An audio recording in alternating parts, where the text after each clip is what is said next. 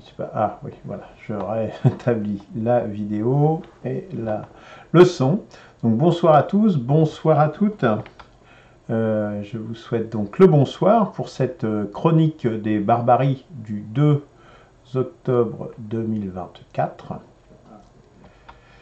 Une chronique des barbaries, je dirais, non anticipée, mais compte tenu de ce qui se passe en ce moment, je dirais qu'il était un petit peu urgent de faire une émission dédiée aux événements qui se passent actuellement au Moyen-Orient. Donc, voici de quoi il va s'agir, une information assez importante quand même, des révélations sur l'assassinat de Hassan Nasrallah, dont vous avez certainement entendu parler, qui poursuit donc l'escalade, qui est toujours là et qui ne cesse de monter en puissance.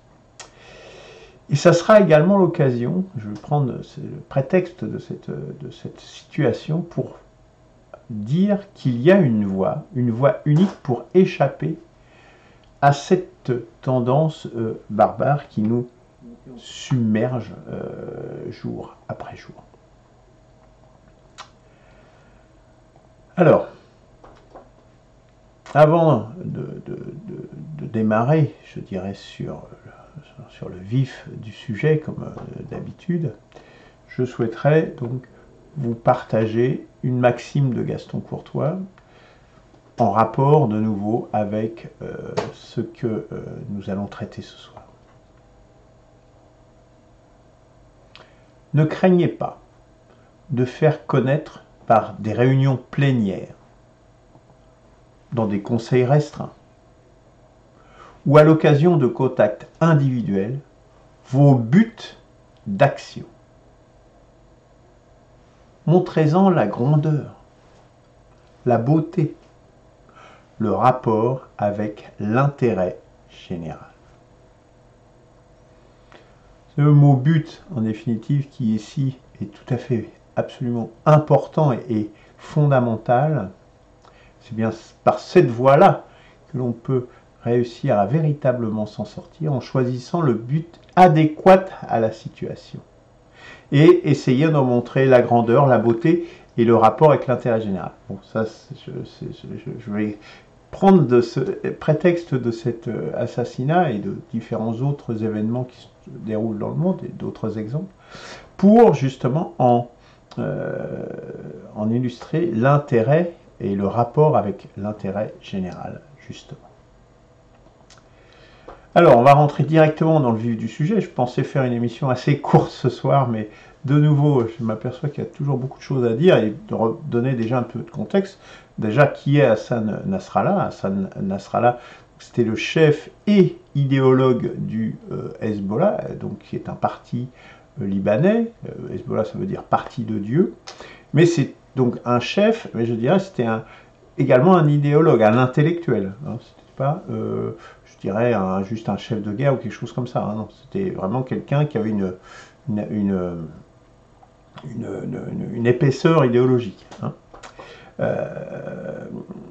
Et donc, c'était le chef du Hezbollah, organisation de la résistance libanaise, donc du Liban. Hein. Donc, nous avons eu l'occasion de parler à différentes occasions.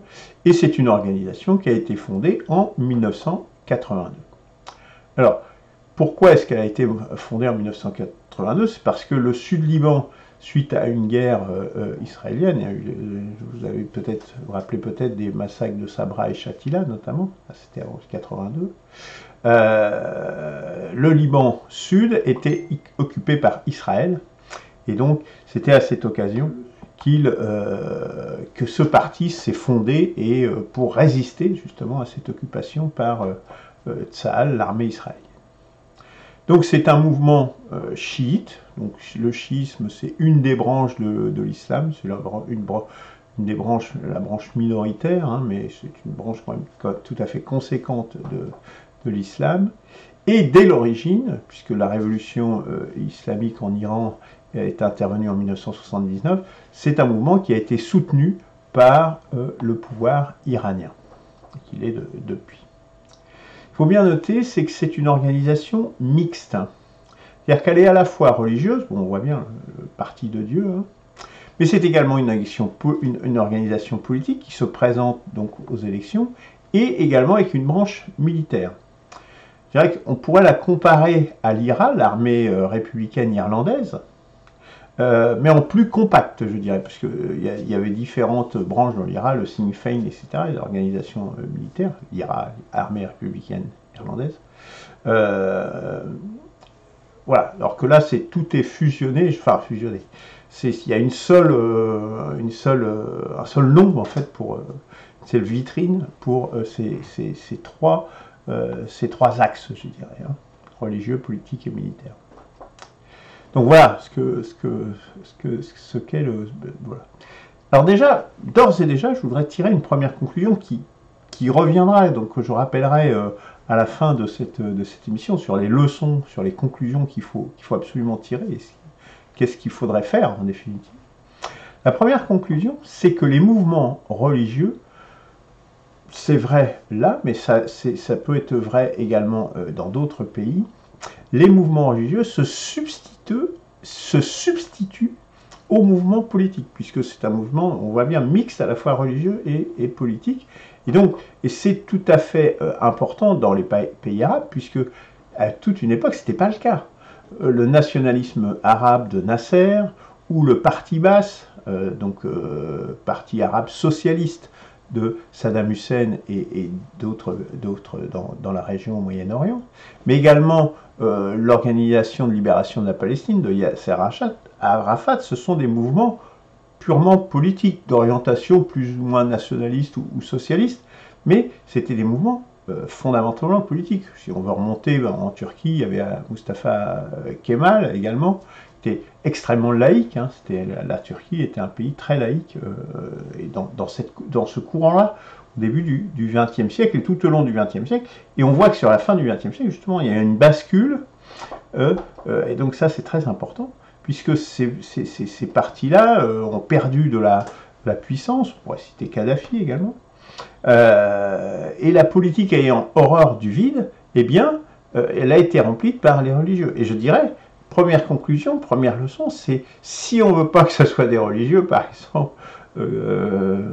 qui le remplissent, eh bien c'est à nous de le remplir. C'est à celui qui va faire quelque chose qui va le remplir. Donc, faire de la politique, c'est essentiel si vous ne voulez pas que ce soit les autres qui la fassent à votre place. Hein. C'est simplement ça le message. Et ça, c'est extrêmement important dans une époque, surtout dans notre pays, de dépolitisation si importante.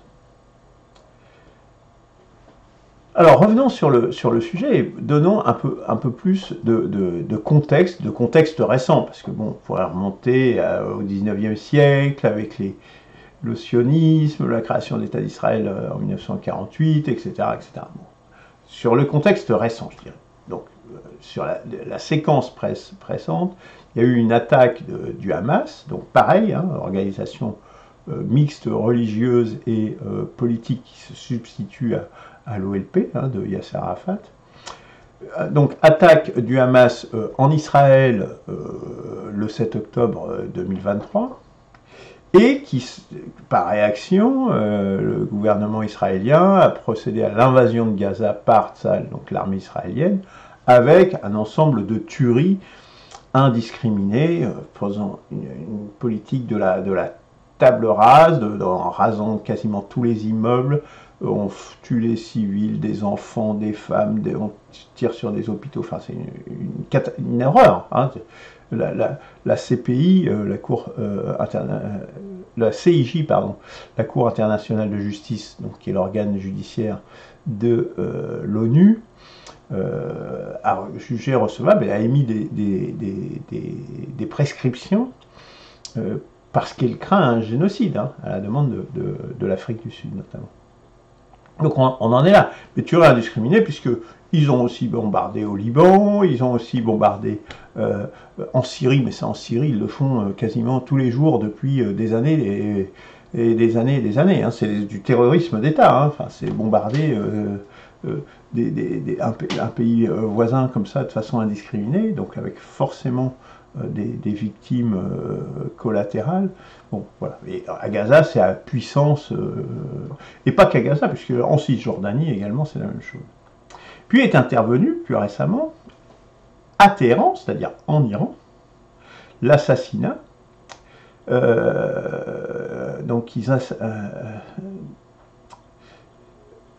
c'est un assassinat, là j'ai mis un assassinat, excusez-moi, une faute de frappe, qui intervient après de nombreux autres assassinats, donc de différents responsables, chefs, etc., et en particulier Ismaël Haniyeh, qui était le chef politique du Hamas, donc à Téhéran, en Iran. Donc, je dirais une double humiliation pour l'Iran. Donc voilà la situation dans laquelle est intervenu cet assassinat. Et au fond,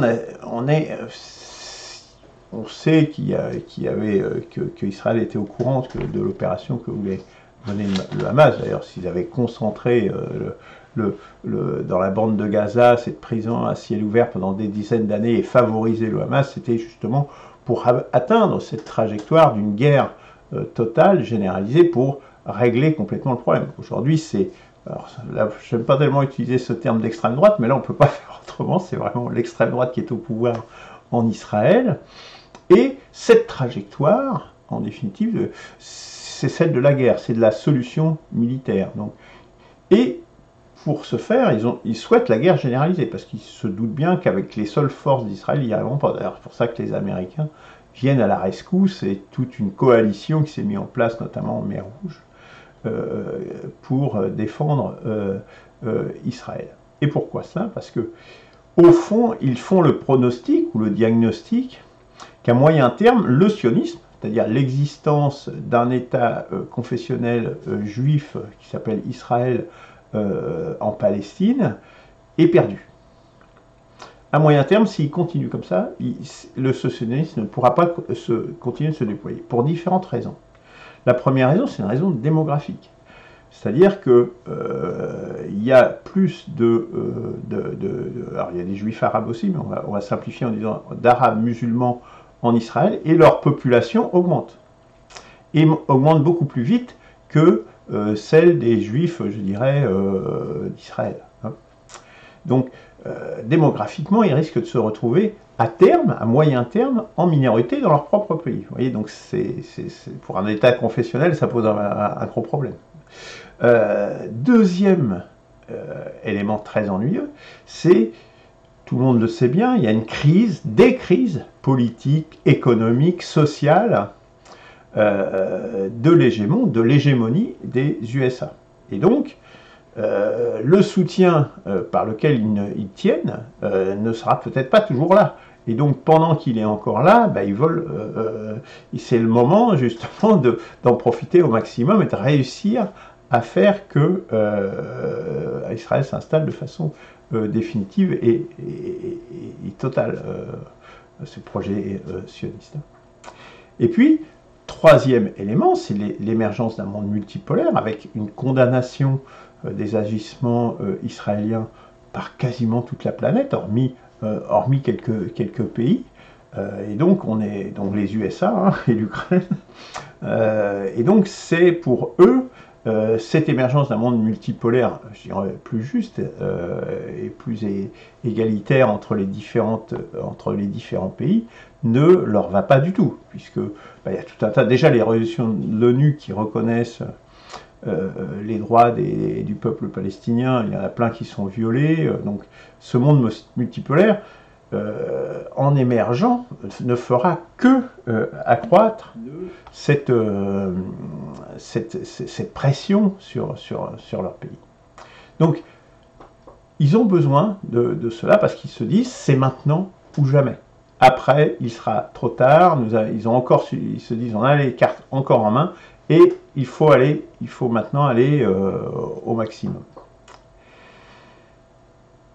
Alors, je ne dis pas que c'est la réalité, c'est en tout cas leur vision. Avec, dès lors, le risque nucléaire.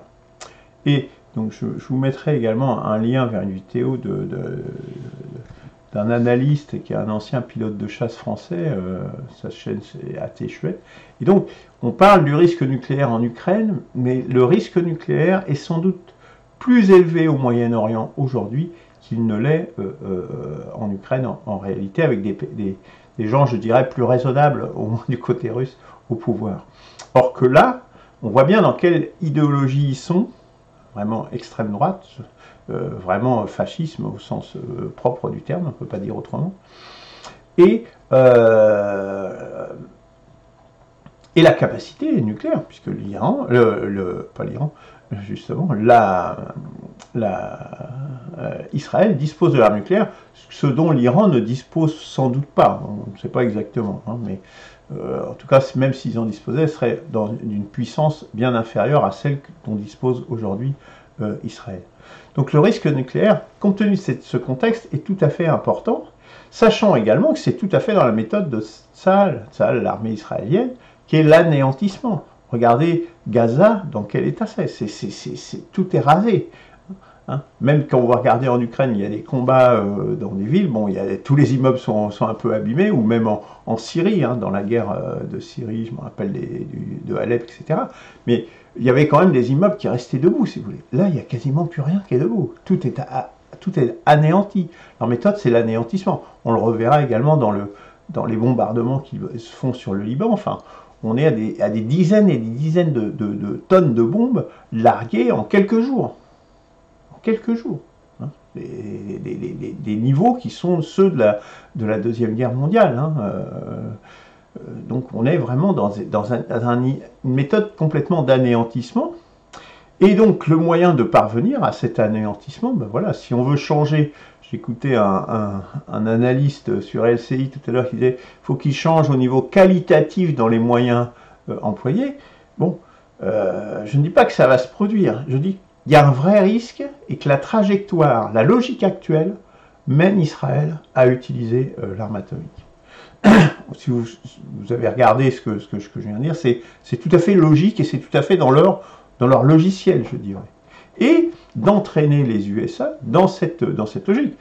Et d'ailleurs, on peut constater qu'ils usent des mêmes méthodes. Hein. Les USA, je rappelle, c'est les seuls pays au monde qui aient jamais utilisé des armes atomiques dans une guerre, par 2 fois au Japon, à Nagasaki et à Hiroshima.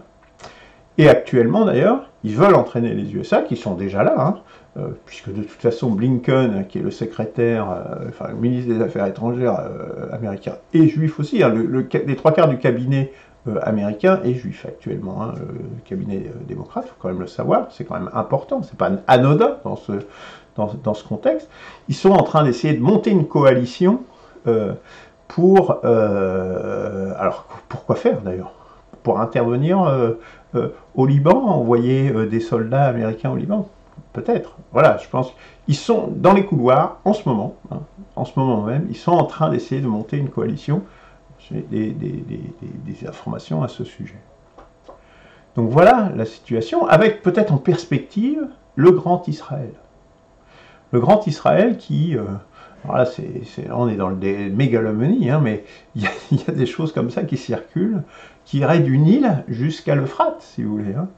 Donc, on est loin du Jourdain, là, on déborde très très très largement. Donc voilà la perspective, je dirais, le contexte. Alors, quelles sont ces révélations dont je vais vous faire part?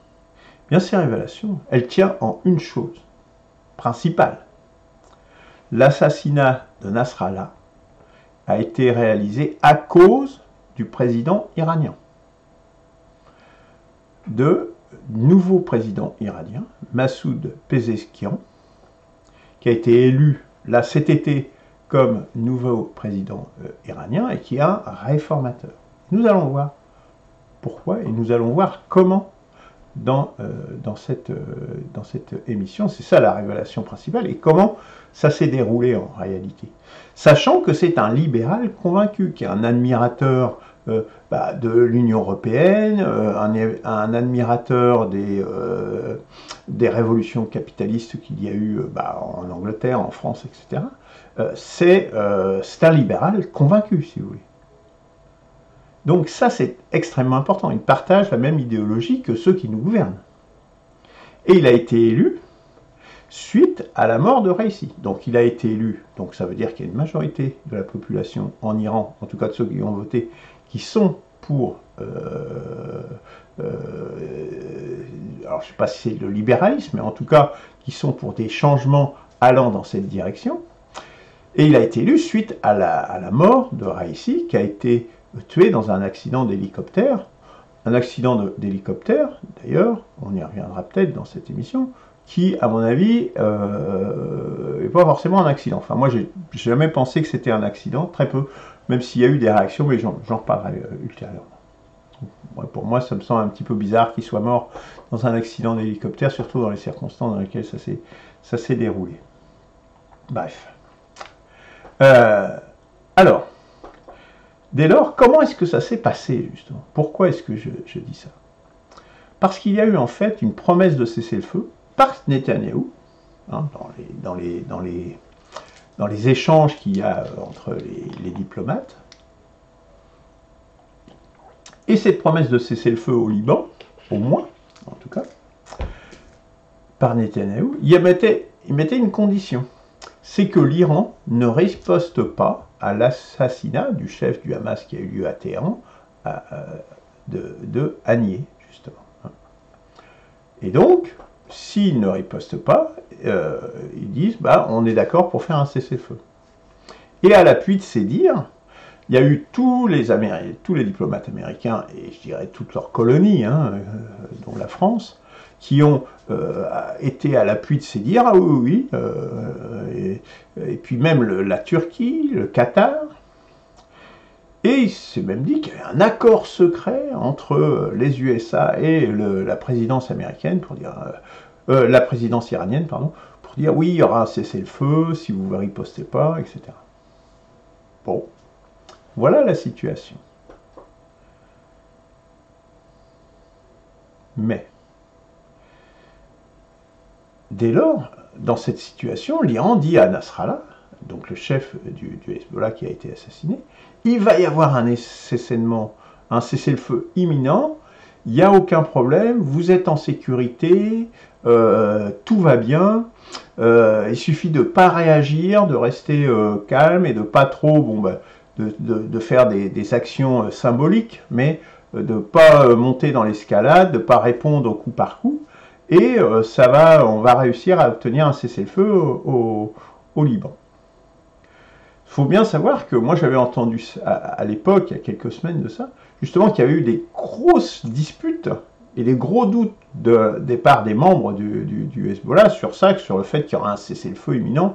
Ils n'y croyaient pas, quoi, en définitive. Hein. Ils avaient beaucoup de doutes et il y a eu beaucoup de clashs, il y a eu des clashs forts qui ont lieu. Bon, on a eu quelques échos, mais on ne sait pas exactement quoi. Mais en tout cas, il y avait des doutes et il y en a qui ont claqué à la porte, il y en a même qui ont été démissionnés, je dirais, du Hezbollah suite à ça, parce qu'ils ne croyaient pas en définitive ce que leur disait le gouvernement iranien. Et à ce sujet, bon, comme Nasrallah était censé être en sécurité, il y a eu une réunion justement à Beyrouth à ce sujet avec Nasrallah, avec des responsables des gardiens de la révolution iranienne, et c'est cette réunion, précisément, dont Israël a été informé de cette réunion, pour discuter de cette question de cessez-le-feu, et ils ont détruit tout l'immeuble, et même tout le quartier. Hein, tous les immeubles alentours sont complètement détruits, vous verrez, si vous allez regarder sur internet, il y a un trou béant gigantesque. Ils ont utilisé 85 bombes anti-bunker GBU-28 des USA. Ces bombes, une d'elles, peut percer, je sais plus si c'est 7 ou 8 mètres de béton armé. 7 à 8 mètres de béton, une. Elle pénètre le sol, la terre, c'est de la terre, jusqu'à 100 mètres de profondeur. Ils en ont largué 85 de ces bombes sur un immeuble, un quartier, on va dire. 85. Vous vous rendez compte? C'est hallucinant. Donc, vous verrez, j'ai mis une vidéo sur la page dédiée à cette émission ce soir, sur le site de 1P6R, il y a une vidéo de ce que fait cette bombe anti-bunker. Donc 85, Israël informé de cette réunion, et c'est ce qui a fait qu'ils ont pu assassiner Hassan Nasrallah. Alors, ça interroge évidemment, qui est ce président Massoud Pezeshkian? Qui est-il? Est-il très naïf? Ou fait-il semblant d'être naïf? La question se pose. Sachant qu'il y a eu également, à cette occasion, des dirigeants des gardiens de la révolution iranienne qui ont été tués. Hein, outre ceux qui l'avaient déjà été, déjà au Liban, il y a quelques semaines, dans une réunion également. Donc, est-ce que c'est lui qui est un libéral? Est-ce que de voir des gens qui sont plutôt des rigoristes, des conservateurs, je dirais, du régime iranien se faire tuer, est-ce que ça le dérange? Bon, on peut s'interroger, est-ce que c'est de la naïveté ou est-ce que c'est autre chose? La question peut se poser. Sachant que, quelques jours avant, il avait été à l'Assemblée Générale de l'ONU, qui se tient en ce moment-là, et où il a fait un discours de dire il faut renouer avec les USA, donc ça veut dire renouer avec Israël, etc. aussi, fatalement. Hein.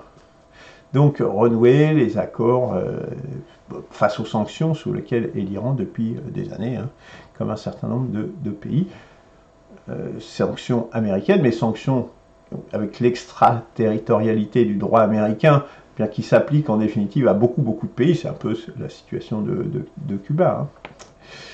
Donc voilà le personnage, je dirais, de ce président. Dès lors, que croire? Que croire? La première chose, c'est ne pas croire ceux qui minimisent. Et là, je reviens sur l'accident de Raisi cet été, cet accident d'hélicoptère, où justement, on savait précisément où il allait être, puisqu'il y avait le président de l'Azerbaïdjan qui était là également. À cette réunion, ils inauguraient un barrage, je crois, commun. Donc on savait que le président serait là. Donc on savait à quelle heure, à quelle date, à quelle heure, et à quel endroit il serait précisément en Iran. Et il y a eu un accident d'un hélicoptère sur 3, et précisément celui où le président Raisi était passager. Donc voilà. Et donc, à l'époque, à Téchouette, là, dont je parlais tout à l'heure, et même aldostérone, dont vous regardez peut-être les vidéos, on dit « Oh, mais c'est certainement un accident, etc. » Bon, tout le monde avait intérêt à dire que c'était un accident, y compris le régime iranien. Le régime iranien avait tout à fait intérêt à dire sinon, si on peut assassiner son président, je dirais, entre guillemets, aussi facilement, c'est qu'il y a des sacrées failles dans le dispositif de sécurité du pays. Et puis Israël, de toute façon, du moment qu'il était éliminé, c'était ce qui comptait, donc ils n'avaient pas envie de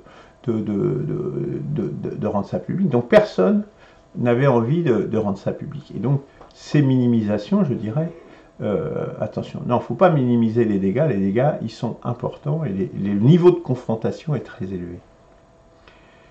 Et par ailleurs, ne pas croire non plus ceux qui mettent tout sur les talents extraordinaires d'Israël, sur le renseignement, sur la corruption qu'il pourrait faire de certaines personnes, etc. Ou sur les technologies extraordinaires qu'il mettrait en place. Bon, tout ça est un... Je ne dis pas qu'il y a des réalités. Hein. L'histoire des beepers, par exemple, enfin, technologiquement, c'est pas non plus transcendant. Hein. Voilà. Il faut surtout être sur la chaîne d'approvisionnement des choses. Hein. C'est surtout ça qui est le plus difficile. Donc, c'est pas forcément dans le renseignement et tout ça. Moi, je pense que c'est plus profond que ça. Et c'est à ça que je voudrais en venir. Et peut-être, c'est peut-être la révélation, peut-être encore la plus importante là-dedans. Oui, qu'est-ce que c'est? Alors quoi? Eh bien, le pire, ce n'est pas ça. Le pire, c'est la corruption des esprits. C'est qu'ils ont réussi à avoir, et c'est tout le mécanisme des révolutions de couleur, c'est qu'ils aient réussi à convaincre ce président iranien que le meilleur modèle, c'était le modèle libéral. Et ça, c'est bien pire, la corruption des esprits. Je rappelle, il a été élu, donc il y a eu une majorité de gens qui ont voté pour lui. Donc ça veut dire que, et nous le vivons aussi également en France, cette corruption des esprits, c'est bien la chose la pire, hein, parce que ça, c'est la fabrique du consentement, pour reprendre le titre d'un livre célèbre. C'est-à-dire on vous fabrique le consentement à votre propre domination. Et donc, c'est extrêmement grave, cette attractivité. Et le néolibéralisme, en cela, est très efficace en propagande. C'est vraiment ce qui le caractérise, ce qui le différencie essentiellement justement du libéralisme traditionnel. C'est au cœur de leur idéologie, c'est de placer le désir au cœur de cette idéologie, en faisant des choses qui brillent, et des choses qui pimpantes, clinquantes. Regardez la télévision, ce n'est que ça, que des choses clinquantes, tapantes. Vous prenez un Houda, c'est que ça. C'est l'archétype de ce truc qui flash en permanence, qui vous fait briller les yeux, qui vous attire, où on vous met un coup de théâtre toutes les 5 minutes pour pas que vous quittiez l'émission. C'est la même chose sur les voitures, sur tous ces trucs-là, si vous voulez. Une idéologie du désir qui est autodestructrice et nihiliste, hein, pour les civilisations et pour les peuples. Hein. On le constate bien tous les jours. Donc, cette idéologie est très efficace, et cette corruption des esprits, c'est la chose la plus importante, c'est la chose la plus grave, ce qui se cache derrière tout ça. Je ne dis pas que les autres choses n'existent pas, mais c'est celle-là la plus importante, parce que celle-là, elle se déploie au travers des masses, et des masses de population, et notamment, ça explique en partie, puisque c'est aussi des actions de la CIA et des classes, je dirais, qui veulent devenir dirigeantes locales, qui ont intérêt à ces révolutions de couleur, mais aussi une adhésion ou un laisser-faire, au moins, des populations, parce qu'il y a cette corruption des esprits.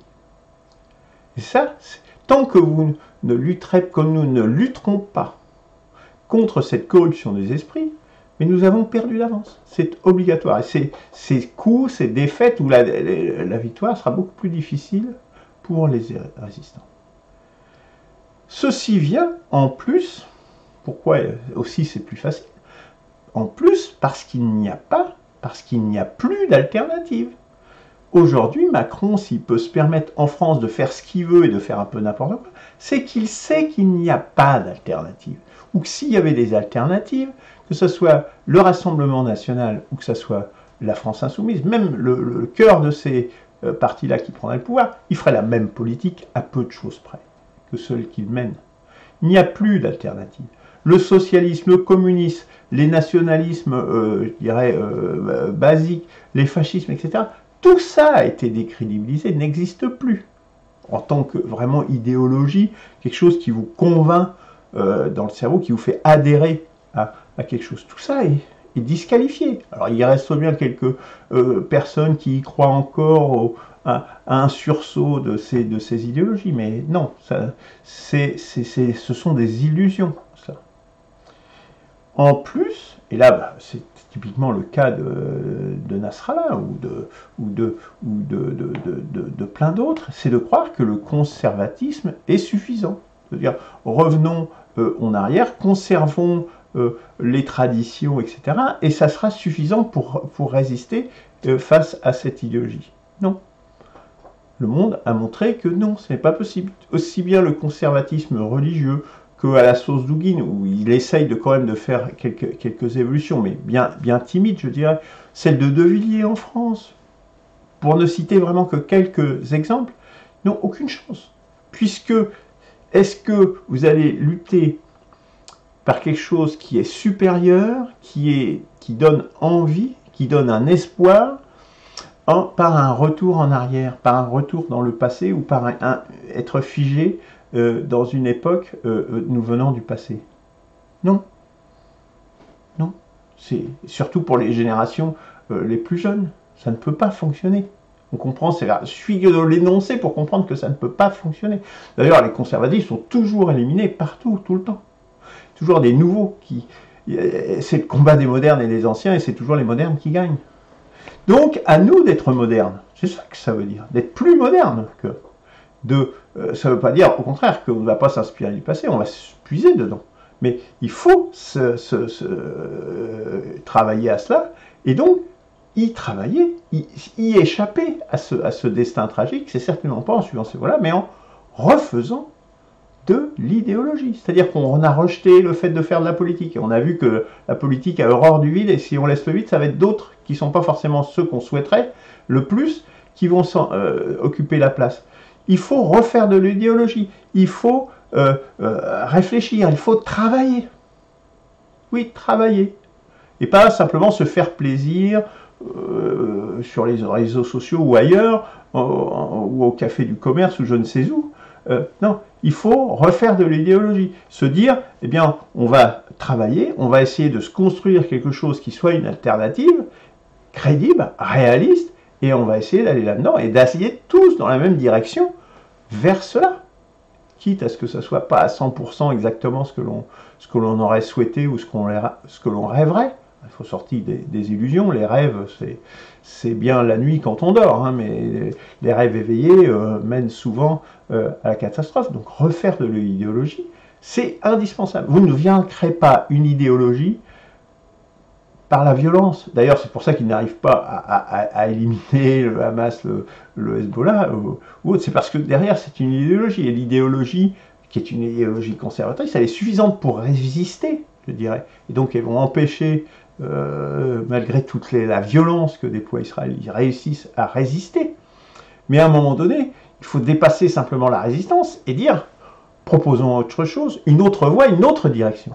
C'est ça, faire de l'idéologie. C'est aller dans une autre voie et travailler une idéologie. Vous ne combattez une idéologie que par une autre idéologie. Voilà, tout simplement. C'est ça. Et c'est ce que nous avons fait. Parce que qu'est-ce que c'est qu'une idéologie? C'est avec le Via 4, avec la 4e voie, ça donne un but. Il faut qu'on se définisse un but. Et tous les pays de la résistance, bon, là on voit ça au Moyen-Orient, mais on a l'exemple de la Chine, de la Russie, du Venezuela et d'autres pays, de Cuba. Il faut donner un but, et un but réaliste. Pas simplement un but où après-demain on rase gratis avec le communisme ou des choses comme ça qui n'existent pas, quoi, qui n'existent que dans les rêves. Et donc donner un but, et à partir du moment où on a un but, eh bien on va s'organiser. Et ça va se faire pour faciliter, aider justement à suivre une trajectoire, à choisir à un moment donné. Vous avez plein de choix à faire en politique, vous avez plein de... et dire, quand vous savez vers quel but vous voulez tendre, eh bien c'est plus facile de savoir faire les détours ou de faire un certain nombre de choix pour dire, parce que ce choix-là va plus nous rapprocher du but qu'un autre. Voilà ce que c'est la 4e voie, voilà l'intérêt de la 4e voie. C'est fondamental. Si on n'a pas ça, à un moment ou à un autre, ou alors le prix de la victoire, déjà, il va être disproportionné, et en plus, pour un résultat qui ne sera jamais que être figé dans la situation telle qu'elle était avant. Et donc, c'est pas, vous n'avez pas beaucoup avancé, quoi. Vous avez fait beaucoup de combats pour rester à la même place. C'est un peu triste, quand même. Et donc, suivre une trajectoire, avoir un but, ça aide à suivre une trajectoire. Bon, je voulais dire autre chose, puis ça m'a échappé. Mais c'est vraiment important, parce que voilà, c'est de l'idéologie. Refaire de l'idéologie, refaire de la politique, mais en amont de la politique, il y a l'idéologie. Savoir ce vers quoi on veut aller. Et y compris, comme je disais, en Chine et en Russie, puisque là, je vous invite à visionner cette vidéo, justement, de Caroline Galacteros, sur ses impressions. Elle a été faire une visite en Chine, elle a été voir, elle nous fait un débriefing de ça, ses impressions, et vous voyez, le sous-titre, c'est Superpuissance inquiète. Et notamment, il y a toute une dimension autoritaire, de surveillance de masse qui est nécessaire parce qu'ils sont inquiets. Et pourquoi ça? Parce qu'ils ne savent pas quel est le but. Ils ont vu de façon pragmatique. Hein, ils ont dit, bon, ben, on va essayer de faire des choses pragmatiquement et on va essayer de voir vers ce qu'il faudrait faire pour ne pas subir le sort de l'URSS, par exemple. D'accord, donc ça c'est bien, essayer de se baser sur le réel, mais le pragmatisme ne vous donne pas un objectif, ne vous donne pas un but, ne vous donne pas une direction vers laquelle aller, vers quel modèle de société mettre en place. Hein. Fait d'ailleurs qu'aujourd'hui, ils sont dans l'action, etc., ils sont dans l'hyper-performance. Ils rejoignent en cela quasiment ce que fait le libéralisme et ses effets délétères. Mais cela avance.